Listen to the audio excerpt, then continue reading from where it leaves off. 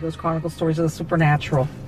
And today I'm at a super special, unusual place. This is in Knoxville, Tennessee. And where I'm at right now, you know, and you'll see from the video I'm going to take that it's a beautiful park. But originally, this was known as the East Tennessee Insane Asylum. And it was opened in 1886. And then in 1927, it became the Eastern State Psychiatric Hospital. And then in the 1960s, like a lot of the stories you hear about these psychiatric hospitals, that the state would send people that, you know, were institutionalized for whatever reason, they reached the capacity of about 2,800 patients. And then about 1977, the name was changed to Lakeshore Mental Health Institute. Okay, a little bit more politically correct. And believe it or not, it closed in 2012 after 126 years of bringing in basically people with different types of mental illnesses, whether they were here temporarily or whatever the case might be. This is where they would be brought to. And I know a lot of you have heard stories from different psychiatric hospitals in different states, especially in the earlier years, where people were placed here, people that needed to be placed here, but there was also people that ended up here for things that really, in other words, they just put everybody in here. And when it's a state-run institution, your indigents, your undesirables, they end up here too. And of course, like any of these locations that has too many patients, not enough facilities, not enough staff, you do have reports of abuse, and what also comes with it, which is stories of hauntings, which is not surprising because a lot of the people that lived and ultimately died here were very confused because maybe they had a disease of the brain, had psychological problems. Many times their lives were tragic and they died under tragic circumstances. So it's inevitable, like in a lot of these sanitariums across the United States, that you have residual hauntings, because of course there 126 years, there were certain things that were done year after year, like certain noises or even smells, and then you have the intelligent hauntings. These are the entities that there is some type of intelligence behind them. They're trapped souls, whether they're aware that they're dead or they're not. The reports are here that in what's called Lakeshore now, there have been sightings. After 2012, when it was closed, they have demolished a lot of the buildings, but there's still some that are left. And like I said, when you roll in here, it's a beautiful, beautiful park. It's got about 100 acres on it. It's really large. It's a beautiful park here in Knoxville, Tennessee, but there's still some buildings left, and that's what we're going to take a look at. And let's see if we can even locate where they buried these patients at, because truth be told, if you look in the internet, there's not much information on it, of course, but I'm sure that after 126 years serving at a hospital, they had to bury some of these people somewhere. Not everybody picked up the family members' bodies or the remains and buried them in a different cemetery. So let's see what we can find. Again, like a lot of these locations, unfortunately, I can't get here after dark, when it would be great to do an investigation or to get some EVPs or any type of evidence. So I'm gonna get what I can get, which is daytime hours. Let's see what happens. This is Marlene again, and here I am at the Tennessee Insane Asylum, or at least that's what it was once. These are the grounds, like I'd explained earlier. A lot of the buildings that were part of the grounds that housed the people that had mental problems, they've already been destroyed. Not all of them, but this is and as you can tell, they're building new things. They're making parks, but it's a beautiful, beautiful view from here. And over here, let's see what we've got. I think this is one of the few buildings that's still standing. I don't know if it's the administration building or what it might be, but let's see.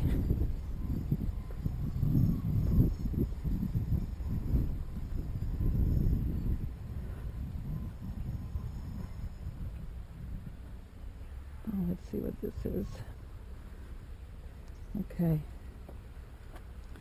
All right, yeah, these are memorials, I think, for different buildings, because at one point in the 1920s, I believe it was 1927, it became known as Eastern State Hospital. This was the Eastern State Hospital Nurses Home, erected 1942 under the direction of the Charitable and Penal Institutions Commission. Blah, blah, blah, blah. And then it's just naming the architects and the contractors. Okay, then I guess 6 years later they put this, which was the women's dormitory building, erected 1948. Same thing, under the direction of the Charitable and Penal Institutions Commission. Okay, and this was the earliest one, 1941. Eastern State Hospital Treatment Building, erected 1941. Again, the Charitable and Penal Institutions Commission, which leads me to believe that that of course they were housing. Penal means a prison. So, okay, this one was torn out. Here's another one. Jane Keller Building. Okay, dedicated May 26, 1967. First Director of Nursing Service. This one was erected by the state of Tennessee, Prentice Cooper, the governor. And then in 1952, Eastern State Hospital Men's Dormitory, erected in 1952 under the direction of the Charitable and Penal Commissions. So as you could tell, throughout the years, they kept adding buildings. And unfortunately, from what I understand, a lot of them have been demolished. And up here you can see the flags at half staff. Unfortunately today, there was a massacre of many human beings in Las Vegas by a crazy man. And so I'm traveling around. I'm listening to the news. It's very heartbreaking. It's very heartbreaking, and it's almost like I'm here at a place that used to house people that had psychological problems and diseases of the brain, and it makes me want to think, without knowing the details or the specifics of why this man did this, that he had to have been suffering from something in his head, that he was pure evil. But yes, that's why the flag's that flying at half staff today. Oh, let's see.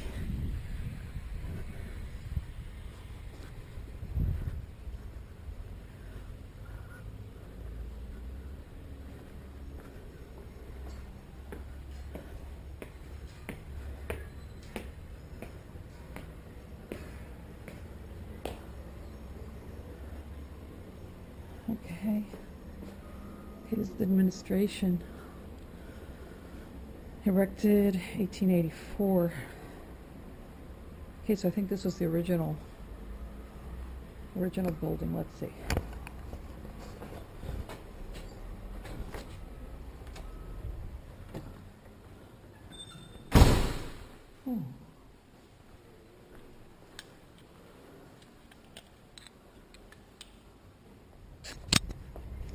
By the way, I take it back. This park is not 100 acres. It's twice as much as 195. But not surprisingly, I just went into the administrative building, which has right now been turned into the equivalent of like a park's headquarter. And I guess that's why the left is standing. Even though this was the original 1884 building where I guess they managed the state hospital from. They have a bunch of very loose information about Knoxville parks. Little or nothing. When I say little or nothing, I mean little or nothing about the background of this park, except to say that it's being converted from what used to be the hospital grounds to a park. but they have no historical information. And you know what? I can't understand why the hurry to totally demolish all these buildings, because I'm sure that with 195 acres, there's plenty of space to spare, where they could have left some of the buildings still standing for historical purposes and maybe demolish some that were beyond, being rebuilt. But yeah, I think they want to erase the fact that this place used to be a place where people with mental illnesses were kept. Yeah, guys, here I am in that ex-mental asylum in Knoxville, Tennessee, that they're trying to like make magically believe it never existed inside of a park. And here I am trying to find out, where did they bury these people? There's nowhere. There's a cemetery for any of the patients that had to have died here during 126. So I came out here to what looks to have been maybe the old church, and they renovated it and they hollowed it out. And guess what I found? Because I was thinking, okay, usually burial grounds are usually very close to or adjacent to the churchyard. And guess what I found out here? There's no markers, but there's a company out here called Underground Detective.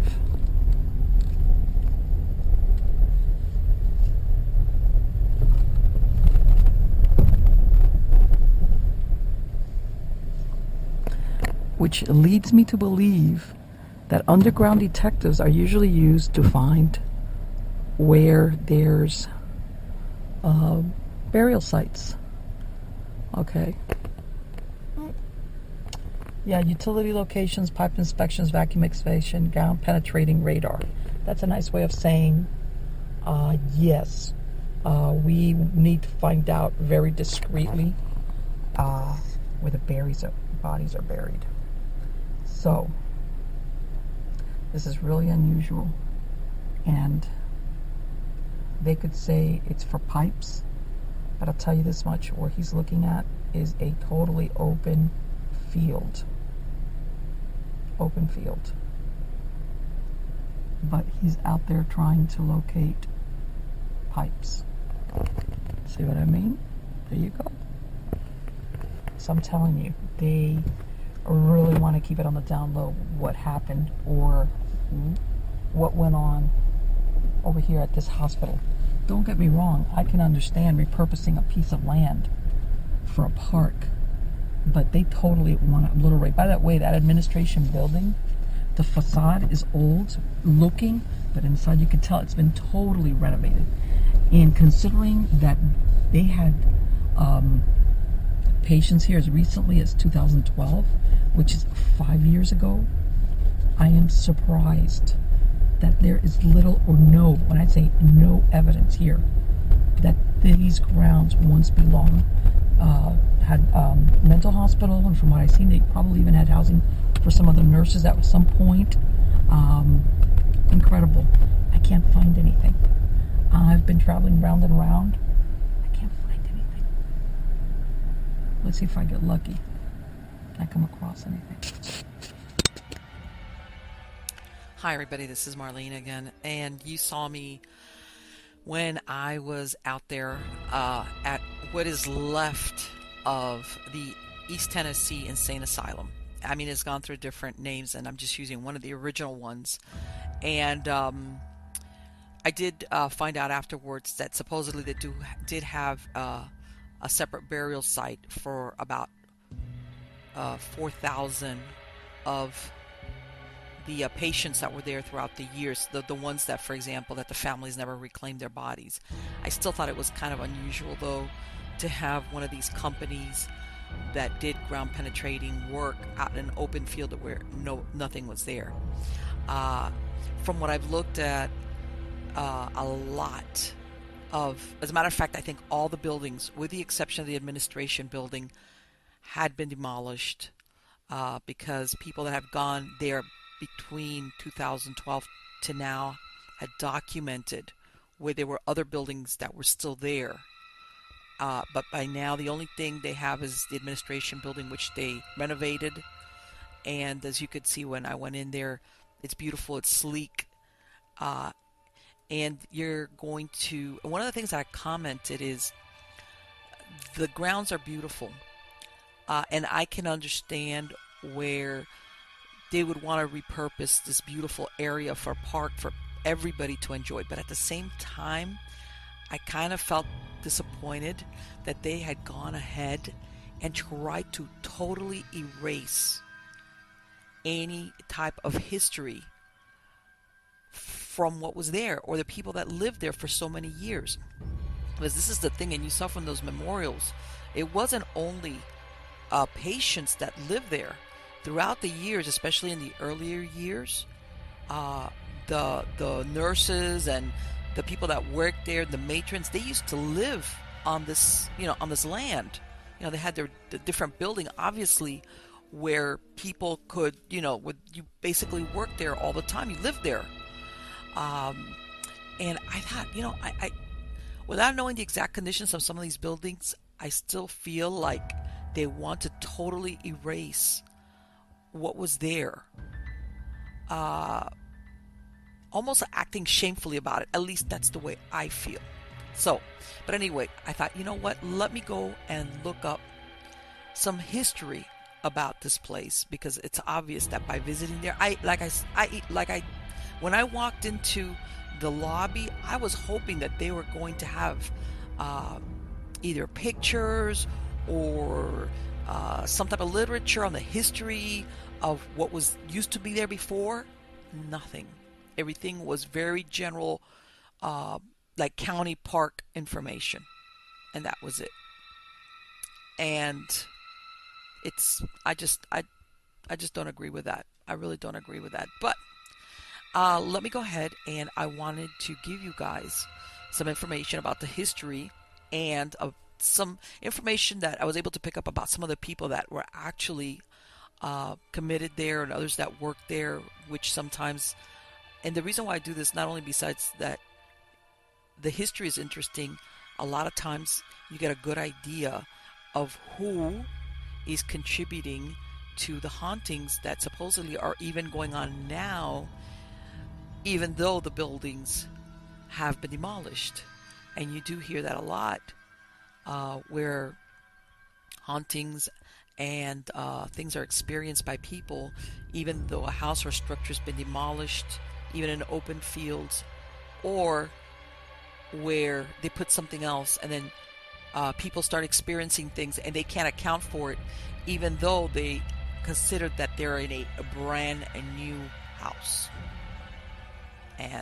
or a brand new building. And then guess what? Surprise!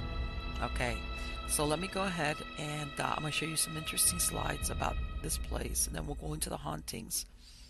But if anything, they deserve to have their history told.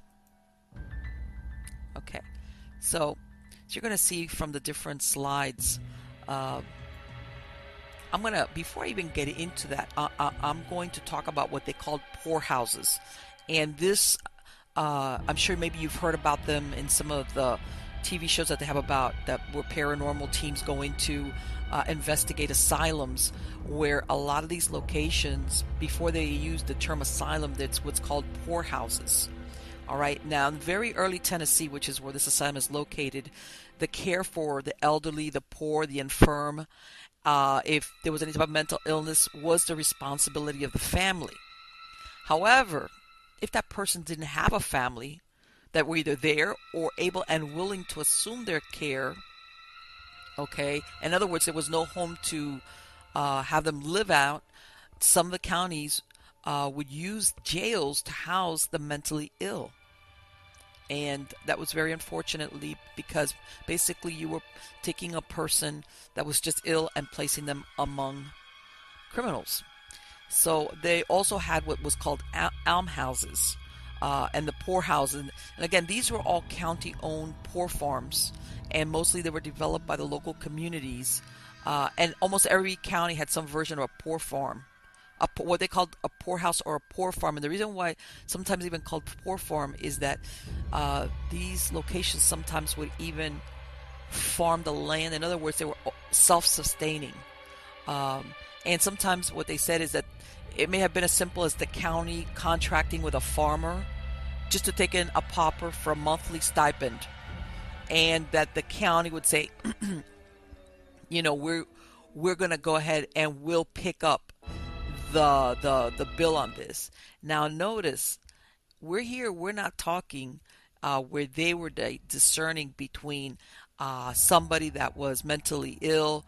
It could have been if you were mentally ill, if you were disabled, if you were a woman and you had become a widow and you had children and you couldn't support yourself. Everybody was thrown under the same. That's how they tried to resolve that problem. And basically what the county was doing is that they were farming out the care of these destitute to private citizens. And then eventually over the years, these poorhouses would change location. So you would have a succession of different what served as poorhouses, like within the county. Mostly they did this also because of insufficient revenue. In other words, they didn't have the money to actually do what they eventually did, which was buy land and build a structure. All right. And I think, and which is what I told you, these county-owned poor farms could produce saleable crops in order to offset the costs. Now, back in 1826, the Tennessee General Assembly, they granted what was Anderson County permission to build what they call an almshouse. And then in 1927, it went off to all the other counties. Okay. And I guess they realized that by just giving people over to private citizens to be taken care of, that wasn't going to work long term, especially as populations start to grow. Now, that area where the hospital or the facilities was located was known as Lyons View. And it was a name taken from William Lyon, Captain William Lyon, who made his home on the grounds before they developed the hospital.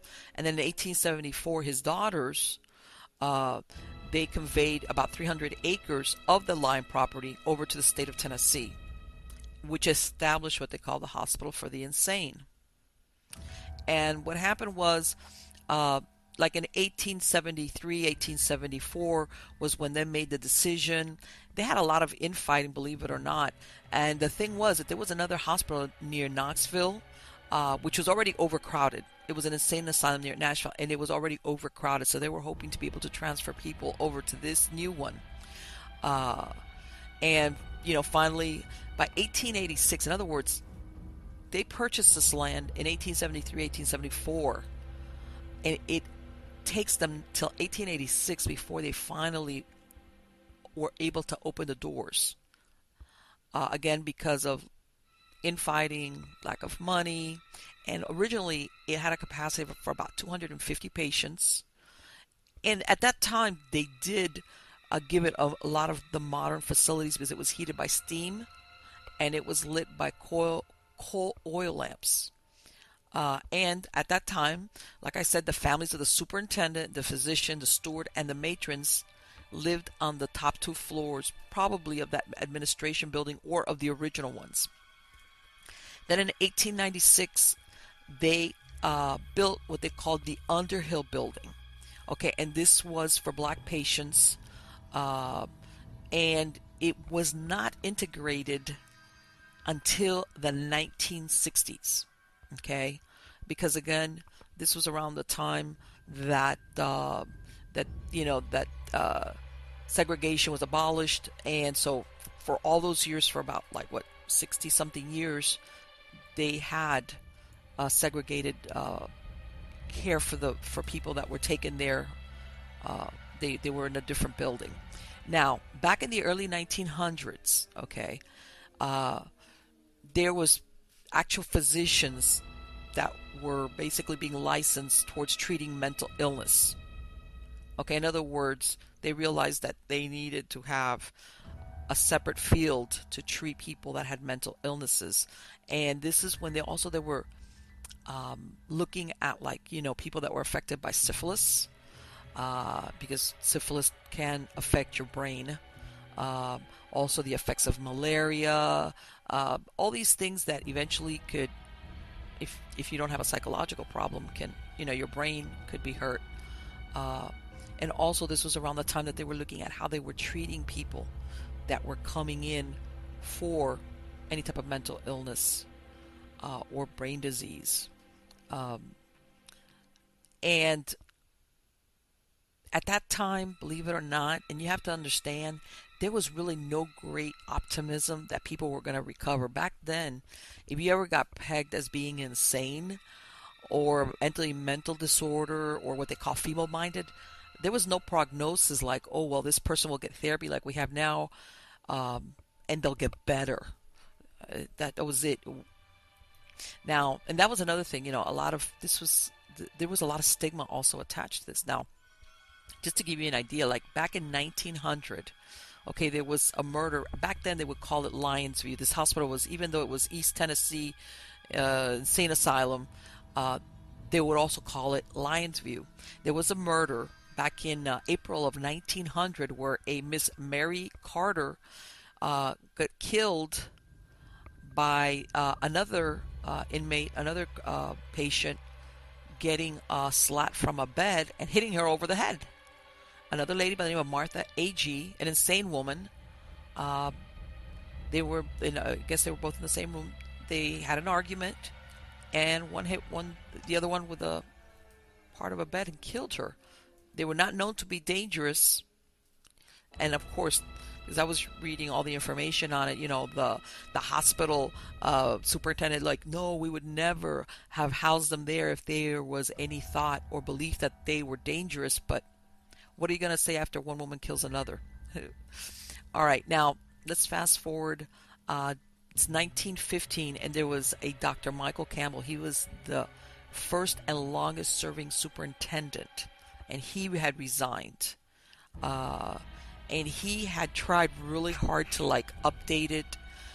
In other words, he was always trying to update it, but he kept getting basically, he couldn't go forward with progressive methods because the government was penny pinching. So he really had a hard time trying to keep it up to date. All right, and he resigned. This was in 1915. And as a matter of fact, they did, back in that time, they did a comparison, and they said that the state spent about 37.5 cents a day on each patient, less than it did on prisoners. And I guess I bring that up so if you ever want to get an idea, what kind of conditions, maybe things were within those walls, they were spending less money on these patients than they were on people that were prisoners. And believe me, back around this time, prisoners were not treated well. If you were in jail or in prison, it's not like it is now. All right? And this is also when they start talking about that it became what they call a custodial institution. In other words, it was overcrowded with patients of all types. Everybody housed together, and also that they started to use restraints and things of this nature. And unfortunately that happens because they were basically sending everybody there.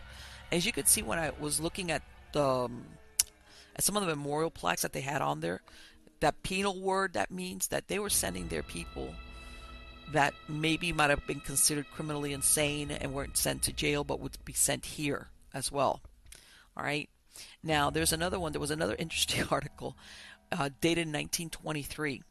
Okay, and the reason why I brought this up because it gives you an idea of what people would do to, you always hear these stories about people being committed against their will into an asylum, and this is kind of what this doctor tried to do in 1923. Okay, there's a doctor his name is Dr. Reed Russell Crabtree, Dr. Reed Russell, and he's from Crab Orchard, Tennessee. Okay, so he gets a hold of the people at this hospital, and he's telling them, I'm going to be coming in on a train with a patient, and please meet me there, with a woman patient, please meet me there, so I'm going to turn her over to you guys because she's insane. All right, so A policewoman, okay, shows up with like two women from the hospital thinking, okay, here's this doctor coming to commit a patient, a woman patient that needs to be hospitalized. Guess what? It turns out that and I was also impressed. This was 1915. No, what was that? I'm sorry. No, this was 1923, and they had a lady policewoman. They had a policewoman, okay, and she starts getting suspicious because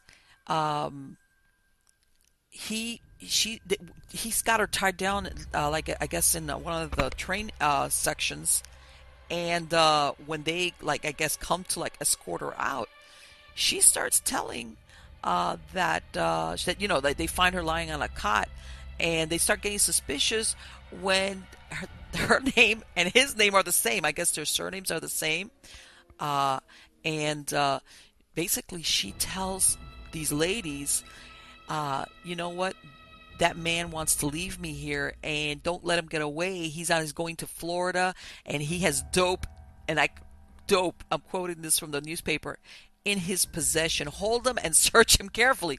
Guess what? He was right. This guy was a drug fiend, okay, and he was going to dump his wife in a hospital and take off to Florida. He got arrested, of course. But the reason why I mean, you can laugh now. Thank God these two women, or all the women involved there, that, the police lady and the two women from the hospital, kind of like, but this guy, you could probably under the influence of drugs, thought that he was going to be able to pull this off. Here he was ready to commit his wife to an insane asylum and take off to another state. Okay. Here's another one, 1924. Okay. There was a guy by the name of D.R. Barrett. Okay, he had been an attendant at the Eastern State Hospital, and he got charged with murder.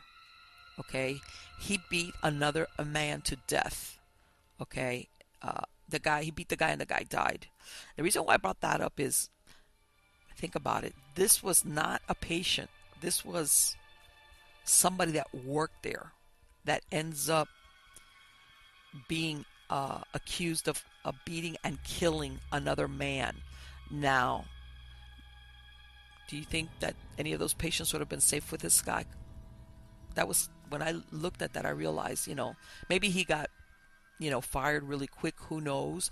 But again, when you hear these stories about what would go on in some of these asylums, don't get me wrong, there's a lot of the people that were there that unfortunately, because they just didn't have the drugs that we have now, that was the safest place for them. They would have been a danger to themselves and to others, but at the same time, you hear about these stories about the people that were there taking care of them, and yeah, that there was a lot of very good people and doctors, but at the same time, you had guys like this Barrett man who was a murderer. He was a murderer. Now it's 1927, and this is around the time that the hospital goes around and it changes its name to Eastern State Hospital. Okay, that's why I'm saying it went through like several different incarnations, even though through the years it would still kept being referred to as Lines View and the original name. Now, here's another one that I thought was really interesting. It's 1929. Okay, now 1929. I have to laugh because you look at this and it's incredible. 3 years earlier, okay, there is a man by the last name of Tipton. Okay, now him and his wife, they take in 4 years prior, they had taken in a 13-year-old girl by the name of Lavella Owinkie. Okay, I guess she was like to help around the house. 4 years prior, this girl is brutally murdered, and her body is hidden for several days. And finally, they find it, I think it was buried under the floorboards, something like that. This poor man gets accused of and convicted of the murder. And right after he's convicted, he suffers a stroke. So he basically becomes crippled due to the stroke. Turns out that about 4 years later, his wife finally, and I don't know why, admits. Well, no, I'm sorry, I take that back. They were both jointly indicted for the crime, but he was the one that was convicted and went to jail for it. She finally admits, it was me. It was me. I was the, and she was declared insane by the state. Okay, and they had to let him go after 4 years. And she was judged insane, and was taken over to Eastern State for this crime. She had killed a 13-year-old girl. And they were saying, you know, at the end where this man was 60 years old before the crime had been committed, and by the time he got out, his reputation was shredded, and he had suffered a stroke and was crippled. So they didn't expect his quality of life to be that good. So, okay. All right, so then we're going into the 1930s, and I'm trying to paint this picture for you guys as that, you know, you could see how easily, you know, any spiritual turbulence there, because as you could tell by when I took those sweeps of the grounds, there's nothing there now. All the buildings are gone. But there was a lot of drama going on. Unfortunately, some of it pretty tragic. Now back, it's the 1930s, and now this hospital is starting to use various what they call hydrotherapy and shock treatments. And you know, hydrotherapy is when they douse or they soak them several times, like alternately in hot water and then in cold water. And some of the observations was that the trauma seemed to produce some changes, or they thought that they did. And then, of course, electric shock therapy, where basically you're inducing a convulsion. And also they started doing what they call psychoanalysis starts coming into that, which is like basically, let's talk about it. But they didn't have that much money or the staff or the time for it. So basically, if you were in there, as far as your treatment, you were looking at electroshock treatment or hydrotherapy. Wow. Okay. So here it's 1933, and we have one of the asylum inmates takes his life. This was a man by the name of John W. Green. He was 85 years old, and he had spent 42 years as an inmate of Eastern State Hospital. And he was found floating in the Tennessee River. Okay, and basically what he had done was he was weighted with rocks, and he had come into that hospital in 1891 after he had shot his sweetheart because she would not marry him, and then he wounded himself. I take it he had tried to commit suicide. He had lived there for 42 years, ended up weighing himself with rocks and drowning. And I guess this is one of the examples when I say that by no means, there was a lot of people that were there that even though they weren't under the best circumstances, this is where they needed to be because they were dangerous. And look at this man. He killed a girl. He killed a girl. Okay. This is another one which I thought was, and the reason why I'm saying this is men and women here, it was like, in contrary to what a lot of people think, that sometimes, you know, insanity is very evident because people maybe talk to the air. You see people engaging in crimes, and then you realize that they were insane. And of course, you know, they would be taken to the insane asylum versus jail. But again, in 1933, right, there's a robbery victim, a lady by the name of Mrs. Lenoir. Okay, she's got 5 children. Okay, she gets taken to the hospital because she tells the police that she's been attacked by bandits. And they took $2,100 from her, which, by the way, at that time, that's a lot of money. Turns out this was a figment of her imagination. And after they investigated, they realized that there was no robbery that occurred. And she was, and I quote, she was sent to the hospital on papers signed by her husband. You know what? You could think, oh, her husband was trying to get rid of her. You know what? With 5 kids, I doubt it. He probably needed her at home. If he wanted her to go into the hospital, this was just the latest probably in a series of incidents. Guarantee you. Okay, here we go. We're into the 1940, and there's a newspaper article that comes out, and it accuses the Eastern State staff of alcoholism, abusing patients, and keeping them in what they considered inhumane conditions. And this is when they swap out like the superintendents, and they get the new superintendent. He constructs several new buildings, and some other what they call treatment buildings, which included electro, hydro, and hyperterm facilities.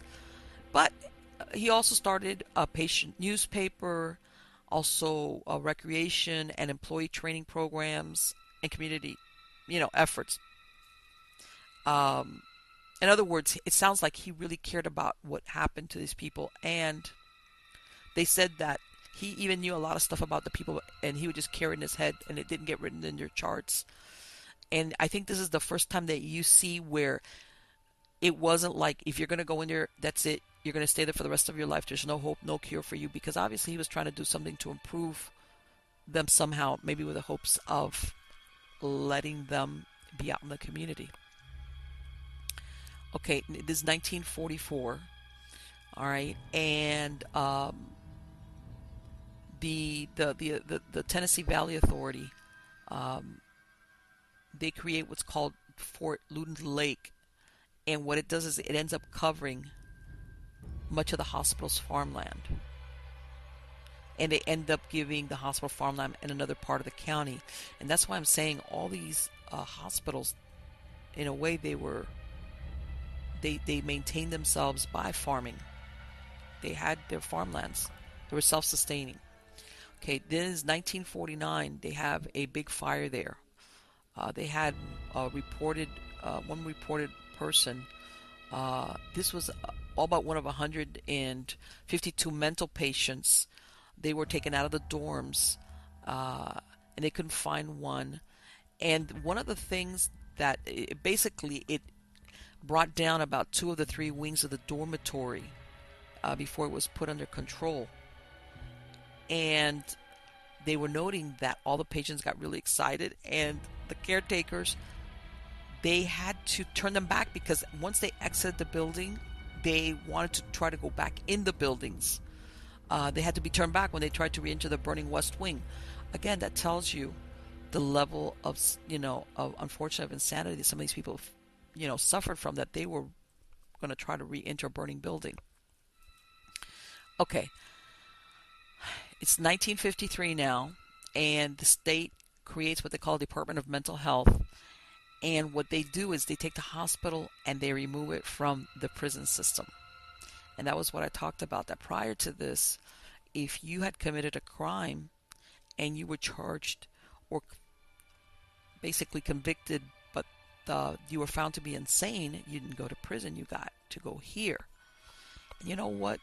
That's a little bit scary, because you were basically putting people that maybe had some type of mental disorder but were not criminals, and you were throwing them with the criminally insane.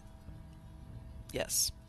And also, this was around the time that they were gearing towards helping the mentally ill function in society. And also, they discovered the effects of Thorazine on the mentally ill, and they started going towards more pharmaceutical-based treatments. In other words, they were, instead of just electroshock treatments or hydrotherapy, they were looking at alternatives with drugs. Now, this is 1954. There's another one that made me laugh. There's an inmate. His name is Freddie Crabtree, and he's serving time for a second-degree murder in the hospital. And he was found selling hogs he had stolen from the hospital where he had been assigned as a trustee.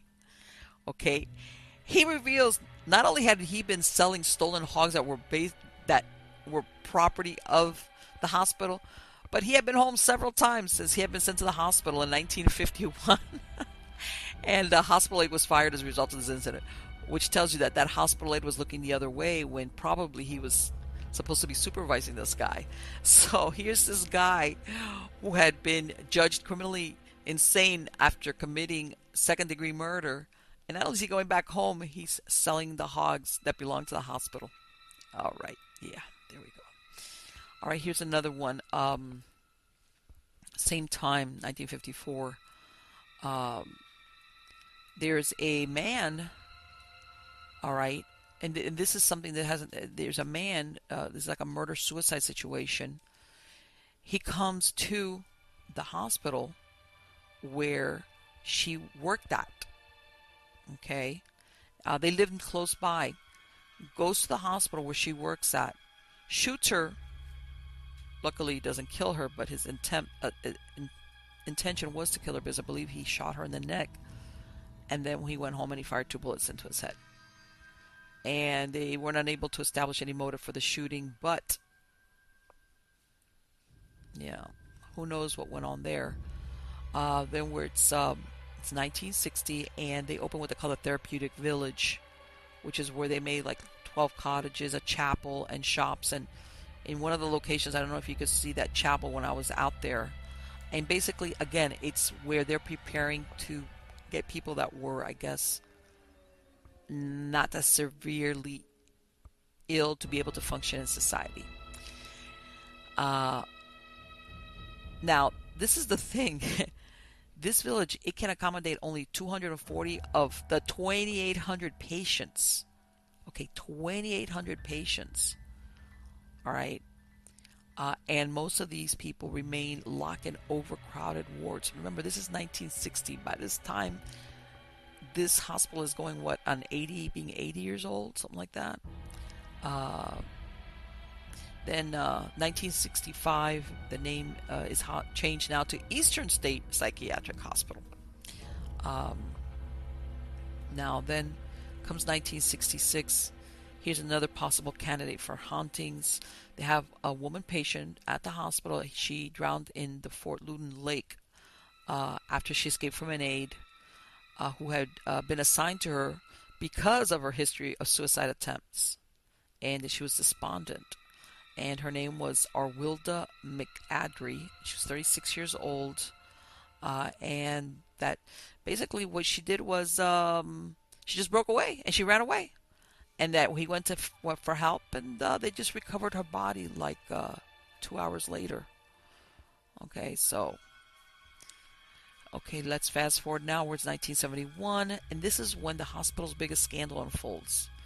All right, and this is when a journalist from the Knoxville Journal and a state representative by the name of Richard Krieg pay a midnight visit to the hospital. An unannounced midnight visit, I'm sure, and they report about the overcrowded, unsanitary, and unsafe conditions. And then, of course, the state holds formal hearings, and several of the hospital administrators either quit or are fired, and they name a new superintendent. And again, they start trying to either use more use of drugs and try to move them back into the community using outpatient programs and halfway houses. And if you look at the history, a lot of these asylums around the country, this is around the time that a lot of these big time mental asylums, they started to basically disassemble them. And they were hoping that they were going to have community centers to treat some of the mentally ill, which, by the way, did not work out the way they planned. And I think that's why a lot of mentally ill people now end up in jail. But yeah, now this is 1972, and this is the wings of the original hospital are demolished, and it becomes the first state hospital to admit all minors to a unit separate from adults. Okay, that is very interesting. They also start in 1973 what they called Overlook Mental Health Center, and what they're doing is they're doing outpatient treatments. And also around this time they start paying. There was a lawsuit brought, and they start paying the patients for any work that they do. Whether it's farming, laundry, all that other stuff. 1976, they changed the name to Lakeshore Mental Health Institute. By the 1980s, of course, its budget is continuing to shrink. And of course, they have no choice, but they start releasing more and more of these patients back into the community and cutting the staff. And in 1981, the state turns most of it over to a private company. And this is when I think they start thinking about selling that land. and they, it's limping along. And then in '94 was the first time that they got 80 acres of the lakeshore property becomes a public park. And eventually, though, by 2012, it's finally totally shut down. Okay. Now, what I didn't know at that time was that there is a cemetery that's located on Lions View Drive. It's right across the street. I did go in and I did see the military cemetery, and apparently this cemetery lies behind that one, but on the same grounds, right adjacent to what they call the Tennessee State Veterans Cemetery.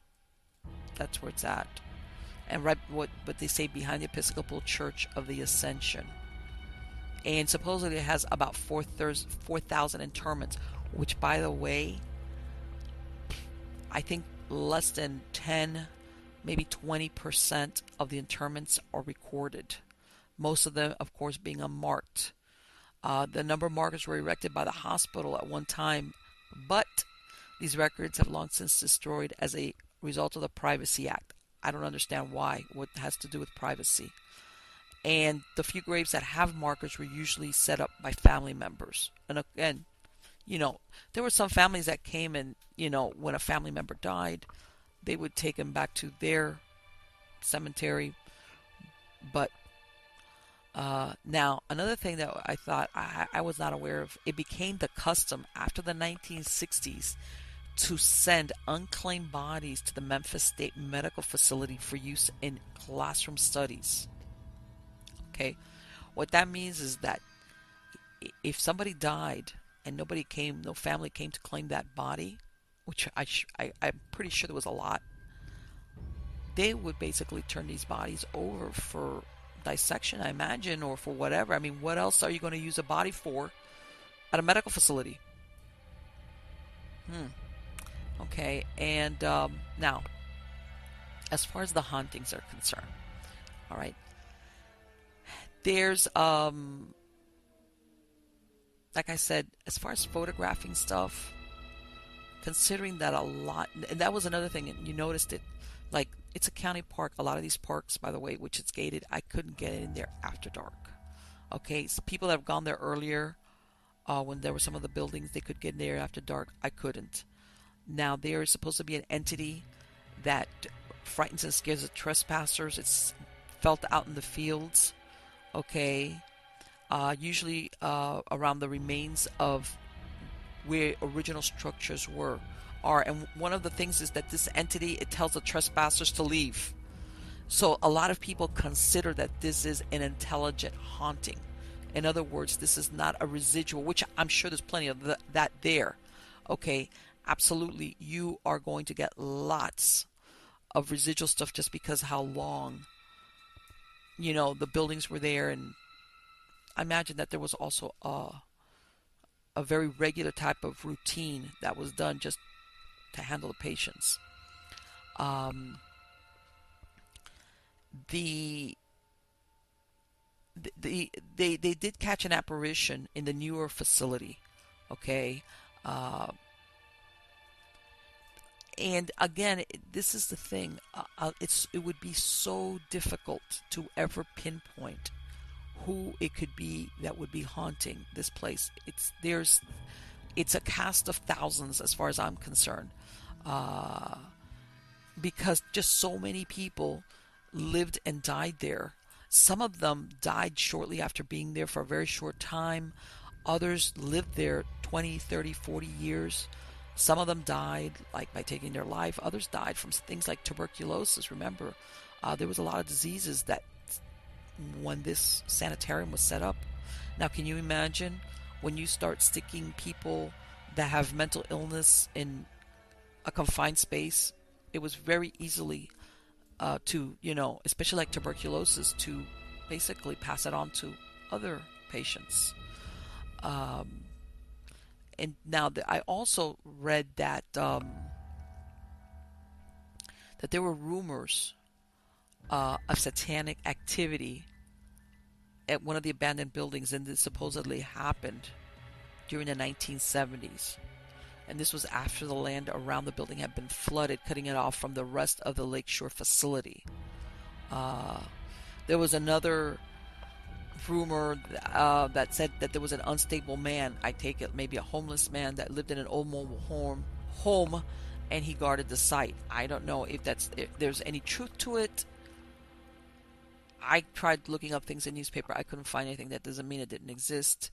And that basically he would threaten people to get off the land. You know, he would threaten people. Okay. So, like everything else, I would love that if anybody has any stories about this asylum, I would love to hear about them. Okay. Or what is the truth? You know, especially people that live in that area. You know, it was there for 126 years, and now it's a park, and especially now after it's a park. Okay, I was there, and you would see people walking and jogging, and they have a baseball field, and then they have that field where I see this guy open. There's nothing there, and it just so happens I catch him with one of those radar detecting companies. Who knows? You know, even though they have a cemetery that was basically across the street, again, who knows? So guys, I hope you enjoyed this video. I thought it was a super interesting place. I would have loved to be able to investigate it at night. Unfortunately, I couldn't. Okay, like I said before, I was kind of disappointed that they're trying to like basically just make believe that what it was used for just never happened.